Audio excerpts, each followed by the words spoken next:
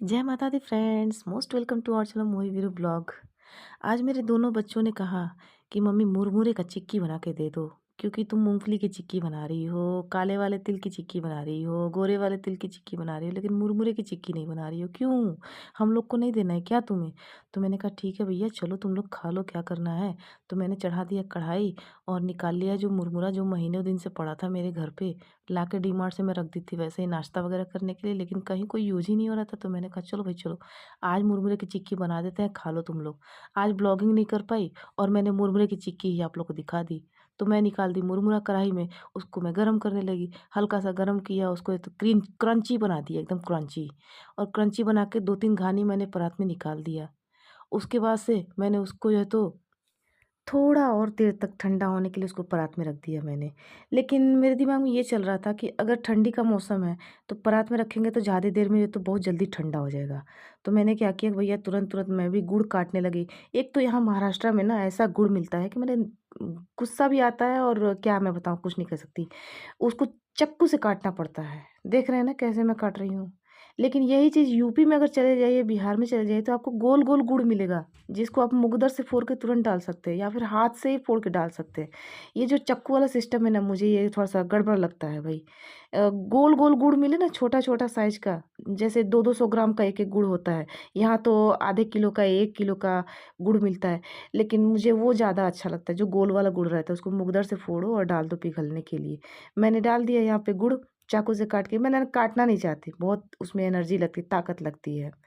और गुड़ के साथ-साथ उसमें चाहिए 1 चम्मच पानी, 1 चम्मच घी। अरे यार! मैंने तो गैस को जलाना ही भूल गई थी। मुझे तो ध्यान ही नहीं रहा कि गैस को जलाना भी है। Oh my God! ये लो, गैस को जलाया मैंने अभी तुरंत। मेरे ध्यान से उतर गया था कि गैस जल भी रहा है कि नहीं जल रहा है। इतना फ़ास्ट काम करती हूँ ना मैं, मुझे खुद ही नहीं समझ में आता कि मैं क्या गड़बड़ कर रही हूँ, क्या नहीं कर रही। ये मैंने डाल दिया 1 चम्मच घी और मुझे डालना है 1 चम्मच पानी भी। थोड़ा-सा वेट करती हूँ, ये है 1 चम्मच पानी और बस धीमे आँच, मीडियम आँच, हाई आँच पे, मतलब जो भी फ्लेम है ना, हाई फ्लेम पे आप एकदम गरम कर दीजिए कढ़ाई को फटाक से, फिर मीडियम कर दीजिए उसको पिघलाने के लिए, फिर उसको धीमा करके उसको क्या करना है भई, धीमे-धीमे पाग बनाना है, मस्त पाग बनाना है जिसमें चिक्की जम जाए। और बस वही जमने वाली लौ पे लाके उसको एक बार पानी में डाल के चेक करना है। और यहाँ जब तक मेरा पाक तैयार हो रहा है ना, तब तक मैं निकालती हूँ एक थाली और उसमें डालती हूँ थोड़ा-सा घी। एक्चुअली ठंड इतनी ज़्यादा पड़ रही है यहाँ पे कि घी भी जम जा रहा है और उसको भी गरम करके पिघलाना पड़ रहा है। चिक्की बनाते समय ना थोड़ा धैर्य रखना पड़ता है। धैर्य इस चीज़ का कि फ्लेम सही होना चाहिए, पाग मस्त होना चाहिए। थाली घी लगा के एकदम तैयार रखिए, ताकि आपको जिस टाइम पे तुरंत ज़रूरत पड़ता है, तुरंत आपको थाली अवेलेबल मिले। और मैं वही काम कर रही हूँ चिक्की बनाने के लिए, पाग को तैयार भी कर रही हूँ और उसके साथ-साथ थाली भी तैयार कर रही हूँ। जैसे ही मेरा पाग रेडी होगा, मैं उसको पानी में डाल के एक बार चेक करूँगी। एक बात और है फ्रेंड्स, मैं किसी भी घी को हाथ से नहीं टच करना चाहती हूँ, क्योंकि हाथ में अगर लगता है ना तो फिर हाथ डिस्टर्ब हो जाता है कि मैं उसी हाथ से कलछी भी टच करूँ, उसी हाथ से सब टच करूँ, नहीं। मैं घी को बराबर यही चाहती हूँ कि टिफ़िन से मैं उसको घुमा रही हूँ, टिफ़िन से उसको टच कर रही हूँ, क्योंकि उसी टिफ़िन से मुझे मुरमुरे को फैलाना भी है और चिक्की को भी मैं चला रही हूँ। हाथ मेरे एकदम फ्री रहना चाहिए। गुड़ के पाक को मैं कंटिन्यू चला रही हूँ, उसके साथ-साथ मुझे थोड़ा-सा थाली में घी कम पड़ रहा है, घी को फिर पिघलाना पड़ रहा है, बार-बार वो जो है तो जम जा रहा है। घी को पिघला के मैं डाली हूँ उसमें थाली में।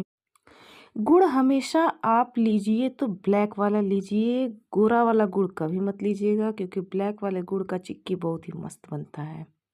और एक बात और है कि जब तक आपका गुड़ पाग बन रहा है ना, उसमें जो बबल्स आता है ना, वही बबल्स कम होते जाता है। शुरू में तो बड़े-बड़े बबल्स होते हैं, फिर मीडियम होते हैं, फिर जब गुड़ पकने लगता है, पाक तैयार होने लगता है, तो वो बबल्स बहुत छोटे-छोटे होने लगते हैं और गुड़ का कलर भी जो है ना चेंज हो जाता है। चेंज हो जाता है कि मतलब कि अगर आप डार्क गुड़ ले आते हैं ना, तो उसका कलर थोड़ा-सा लाइट हो जाता है। जैसा कि आपको दिख रहा है ना कढ़ाई में। घी डालने का जादू भी आपको सामने दिख रहा है फ्रेंड्स। घी डालने से गुड़ क्या होता है कि चिपकता नहीं है कढ़ाई में और एकदम स्मूथली वो जो है मेल्ट होता रहता है। उसको बराबर चलाते रहिए, वो कढ़ाई में बैठने ना पावे। कढ़ाई में अगर बैठ गया तो कड़वा हो जाएगा, क्योंकि पेंदी में जलने का डर रहता है, तो उसको हमेशा कंटिन्यू चलाना बहुत ही ज़रूरी है। अभी आप देख रहे हैं कि मैं कुछ बातें कर रही हूँ, कंटिन्यू मैं बोल रही हूँ। मेरे सामने मोही है और मोही मुझसे पूछ रहा है कि 24 को क्रिसमस सेलिब्रेशन है, तो उसको क्या-क्या करना है। वो मैंने वही बताया कि उसको मैसेज अभी आया नहीं, जैसे ही मैसेज आएगा तो मैं उसको बताऊँगी कि क्या-क्या सेलिब्रेशन में परफॉर्मेंस देना है। लगभग अब मेरा गुड़ का पाक रेडी हो चुका है और कलर भी बहुत खूबसूरत दिख रहा है आपको। इसमें आप चाहें तो जिंजर कूट के डाल सकते हैं, लेकिन मैं जिंजर नहीं डाली हूँ क्योंकि मैं जिंजर का पानी ऑलरेडी यूज़ करती हूँ। अब मुझे इसे पानी में डाल के चेक करना चाहिए कि हाँ, गुड़ का पाक रेडी हो गया है कि नहीं।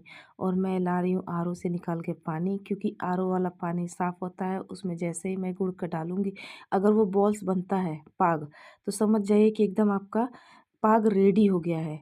और यही मैं उसमें पानी में डाल के चेक करने वाली हूँ कि क्या ये पाग में सही बनेगा।